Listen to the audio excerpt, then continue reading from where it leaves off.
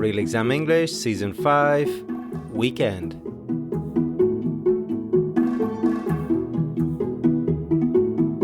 Hello and welcome to the Real Exam English podcast. This episode is about the weekend. As usual, we have speakers from a variety of countries telling us about their experiences. So we take a look at some of the cultural and linguistic differences between those countries. There is loads of nice vocabulary and grammar, but in particular, there is lots of really useful idioms, handy ones for exam situations. You can get the written transcript for this and all episodes over on the Real Exam English website, realexamenglish.com. And you can find information there too about classes, both individual and group ones. Okay, but for now, let's talk about the weekend. How do you deal with the Sunday night feeling? I've got no idea what the Sunday night feeling is. Is that like when you're dreading going to work? If that's what it is, I deal with it by just... I guess I don't really deal with it. I just dread it in my head and then go to sleep and wake up and wish I didn't have to go to work. I guess I sometimes try to distract myself unsuccessfully with, talking to my partner or playing video games, but usually I just dread. What is the best weekend trip you've ever had? That's a fun question. Let me think. Okay, so a couple of years ago, we flew over to New Zealand for a music festival over a weekend. It was I'm calling it a weekend, even though it was actually like 5 nights, but it was over, a weekend was in there. And we basically spent a night with a friend and then spent 4 nights at this big drum and bass festival. It was heaps of fun, got very drunk the whole time, and just everything that we did was 100% fun. I had a big ice cream that looked like an octopus. It was sick, and the festival was great. Lots of good acts. And yeah, love a festival, love hanging out with my friends. So yeah, the weekend in New Zealand was it. All right, 2 really interesting responses to the questions here. In the first one, he said, I've got no idea what the Sunday night feeling is. Is that like when you're dreading going to work? If it is, then Okay, we've all been asked questions that we didn't really understand before, and it just might happen in an exam situation. So this is a great expression to have just in case that happens, which isn't very often, by the way. Anyhow, the expression is, I've got no idea what that means, and you could follow it up with something like, I guess it relates to whatever. Or in a conversational setting, you can ask a follow-on question like, is that when you're dreading going to work? Dreading doing something, by the way, is when you're very apprehensive or scared about having to do something. Like, I'm dreading the 12-hour bus journey, or I'm dreading the exam, or I'm dreading going to work in the morning. As he said, I wish I didn't have to go to work. The grammar that follows I wish is quite unusual, so when you're talking about a present situation, you use the past simple after I wish. For instance, I wish I was taller. They wish they could go to the beach, or she wishes she had more money. Okay, so I wish plus past simple. In the second answer, he starts off with, that's a fun question. Let me think. That's a super way to buy some time. Then he used some typically Australian expressions. Firstly, he said the festival was heaps of fun, meaning a lot of fun. In the UK or US, you would more commonly hear lots of fun or loads of fun, but in Australia or New Zealand, they use heaps. He then talked about this ice cream he had that looked like an octopus and said it was sick. Sick in this context means impressive or cool, totally the opposite of the original meaning of the word sick. You hear lots of surfers or skateboarders or any extreme sports people actually using sick in this cool way, and lots of Australians use it too. How have your weekend activities changed over time? My weekends have never been like a typical weekend. I've really commonly always done work that falls on the weekend anyway, so I'm quite used to having days off during the week and not necessarily on the weekend, and that's still quite true today. I do a lot of teaching on the weekend, so that hasn't changed a whole lot. Honestly speaking, it really hasn't changed that much. I guess remembering when I was younger, like 17, 18 and working, I would not work on the weekend. That was when I had a real weekend. I would relax with friends and stuff, but it really hasn't altered in all of my 20s. And now I'm 32. It's been about the same. Either I work or I don't work. And if I work, I work. And if I don't work, I make a decision to do some study or to do something else or to go see a friend or whatever. Yeah, it hasn't morphed that much. It hasn't morphed that much, meaning it hasn't changed that much. In fact, he had a bunch of different ways to say the same thing, heaps of different ways. He said it hasn't changed a whole lot. It really hasn't changed that much. It really hasn't altered. It's been about the same. And it hasn't morphed that much. Amazing in one short answer to have so much variety. The other nice thing was he said his work normally falls on a weekend. We use falls on when a particular event or date occurs on a specific day of the week. Like my birthday falls on a Thursday this year, or the bank holiday falls on a Monday, so we have a long weekend. Tell us about things you like doing at the weekend. So I do park run every weekend I'm able to. I'm assuming you've heard of park run. I have, yeah. Yeah, so I've just done my 43rd. I'm aiming for 50 by the end of the year. And then Sunday I usually work on my own podcast because my kid goes swimming. So Sunday's more sort of a chill day, but I take the opportunity to work on the things that can't have background noise. What is the best weekend trip you've ever had? Oh, I've had a few. We used to love our road trips before the kid was born. We haven't had so many since the kid was born. But my most memorable road trip was the week before lockdown. We got invited to the Nintendo headquarters in Windsor, London. And that was a once-in-a-lifetime opportunity because we haven't been able to do it again since. So any road trip where I'm meeting people that are friends that I don't usually get to meet is my favourite kind of trip. Sounds great. One cultural observation to point out. In the first answer, she mentioned doing park run every weekend. So park runs are these 5-kilometre runs that take place in parks in a heap of different countries every Saturday morning. It's really popular in the UK, so if you're visiting there or staying there and would like to participate, you shouldn't have any problems finding a run nearby. She said she was aiming for 50 runs by the end of the year. Aiming for, meaning that's her target, her objective. Other examples would be, I'm aiming for top marks in my English test, or the company is aiming for a 10% increase in sales. She had a couple of nice expressions using opportunity too. The first was, I take the opportunity to work on things. Make note of the collocation, to take the opportunity to do something. Like when visiting Istanbul, I took the opportunity to visit the Blue Mosque. Then she said visiting the Nintendo headquarters was a once-in-a-lifetime opportunity. Okay, this one is self-explanatory, something you only get the chance to do once, such as swimming with dolphins on my honeymoon was a once-in-a-lifetime opportunity. Time for a language break. This is your opportunity to test your language knowledge, and today we're looking at when to use verbs make or do. I'll give you a word and you gotta say if you need to use the verb make or do with it. For example, I'll say the dishes and you say do. Do the dishes. All right, 10 words coming up. A mistake. Make a mistake. A speech. Make a speech. Research. Do research. A joke. Make a joke. Business. Do business. A mess. Make a mess. Paperwork. Do paperwork. Your head in. Do your head in. A beeline. Make a beeline. Your bit. Do your bit.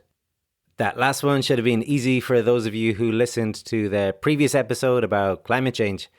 Okay, hopefully you did okay there and didn't make a mess of those. Back to the questions now.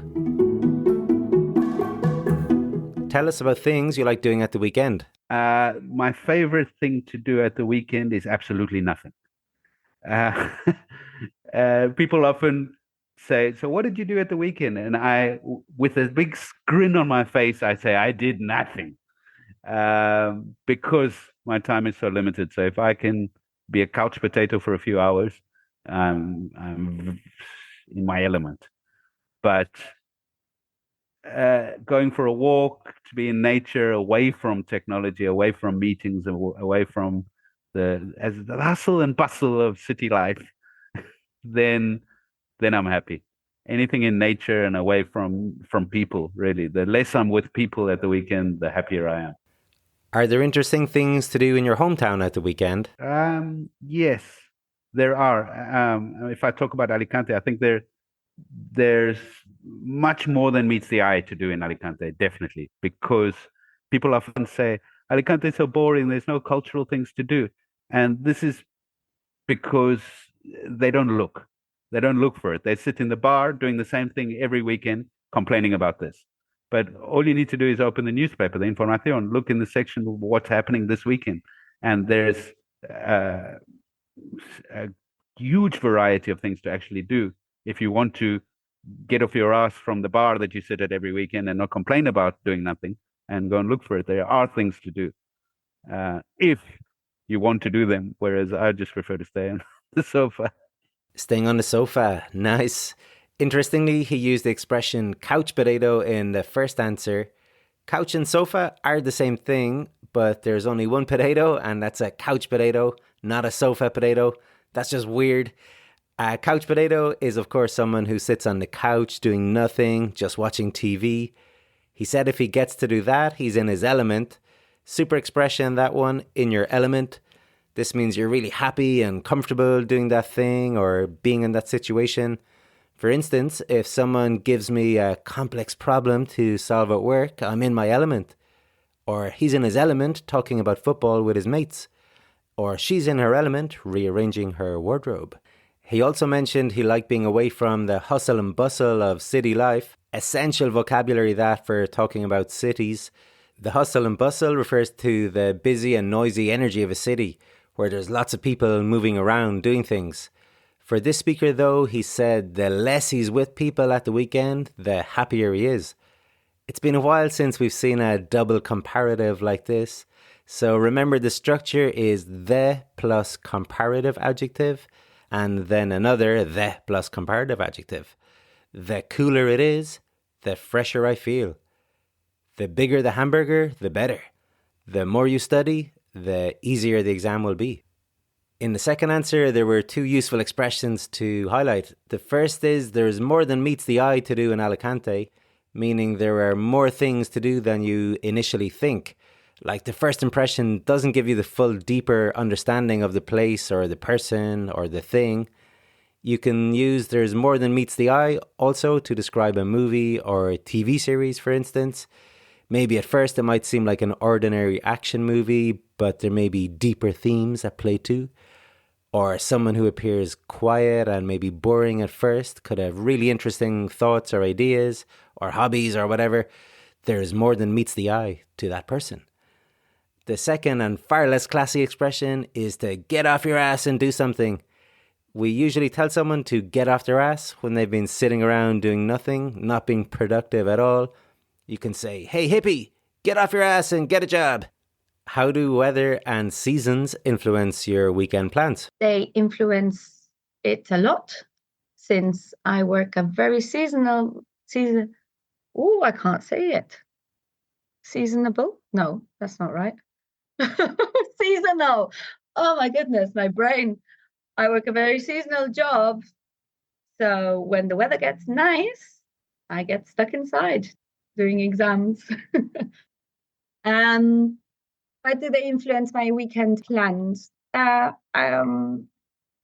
think we do more sport and outdoor activities in the autumn and spring than we do in the winter and the summer. Basically, because we're so white in the summer, where we just burn to a crisp in the sun. So we try to stay out of the sun as much as possible, and we go on longer hikes and things like that in the autumn or spring. Winter, not so much, because the day gets short and the evening's so early that it's not fun to walk in the dark, really. So yeah, I think it does influence what we do. to a certain degree. To a certain degree, meaning a bit, but not totally. Like the weekend was fun to a certain degree. It was kind of fun, but not all of it was fun. At the start, she got a little tongue-tied where she struggled to say seasonal. In her defense, we recorded that audio at 10 o'clock at night after she'd finished work, so she was exhausted. But what I really want to highlight is how she dealt with it. She said, "Oh my goodness, my brain." So this is nice and polite and appropriate for an exam situation. Personally, I prefer "oh my god," but that's not for everyone, especially people with religious sensitivities. So "oh my goodness" is a safer option, something you could say around your kids or your granny or your examiner. She also said she and her family are so white they burn to a crisp in the summer. To burn to a crisp is to be completely burnt. You can use this for food too, like I tried to cook a steak yesterday but burnt it to a crisp. I didn't overcook it to a certain degree. I burnt it to a crisp.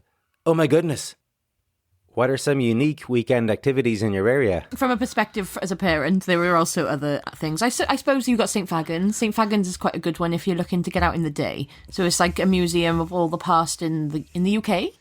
Yeah. Or in Wales. It's history of Wales. So you'll have buildings that were built in sort of like the year 1000, where they've literally rebuilt it brick by brick into this museum, and you have them all through time from Wales and a lot of the history. So that's quite good. It's very cool. Got loads of castles. Wales has the most castles in the area, in the world. Yeah, in the world. In the world, we have the most castles. So you can, wherever you look, I can think of about 4 within a 5-mile radius. In fact, I can think of about 6, 7. You can practically see one from here. Yeah, you can. So there's loads of castles if that floats your boat. What's the best weekend trip you've ever had? I can't think, you know. No, I can't either. Probably, well, I don't know when we went, but maybe Tenerife. Yeah. That was like 4 days, a long weekend, we can call it. I'd agree with you. That was great. That was a lovely time. It was really nice, wasn't it? We, or the other one I was going to say is when we went to the log cabin, me, you, and your other half, and my other half, and we went to the Brecon Beacons. That was a good and one. And we stayed not in a cabin with a hot tub. My little one was there for a week. That was good. That was really nice. Amsterdam was another funny one. I was thinking this. Yeah, just somewhere you get together with your mates. With your mates. Absolutely, yes. Yeah, any of those. Fun times. Yeah, any of those. Pick one. Oh my god, those ladies. Hope you could follow all of that. It's amazing how they finish each other's sentences. Anyhow, I didn't know that Wales has the most castles per square kilometre. I checked it out on the internet and it's true. Interesting. So she said there's loads of castles if that floats your boat. Excellent expression this, and really handy. If something floats your boat, then you really like it. Like, I don't fancy going hiking this weekend. It doesn't really float my boat. Or in an exam you might be asked, do you like eating out? You can say, nah, doesn't float my boat. I prefer eating at home. Or I don't like Chinese food, but Japanese food floats my boat. Another way this is commonly used is saying whatever floats your boat, like whatever you fancy. Like, hey guys, this weekend we can go to the cinema or shopping or just chill at home, whatever floats your boat. Or they might say, hey, I'd love to go swimming with sharks. And you say, whatever floats your boat, no way I'm going with you though. In the second answer about their lovely weekend, they used a few different ways to talk about the people around them. So when they said your other half and my other half, they're talking about their husbands or partners. One of them then said her little one was there. Her little one is her child. And then when talking about their friends, they use mates. Okay, this is quite British and Australian. In the US, they don't use mates. It's more buddies or pals or homies in certain communities. All right, homies. That's about it for this episode and this season. Thanks a million for listening to this episode and all of the others too. If you enjoyed the podcast, then it'd be great if you click like and subscribe on the podcast player, or even leave a little comment or 5-star review if you think it deserves it. All right, I got to get off my ass and start recording some more episodes. Thanks again, Trevor.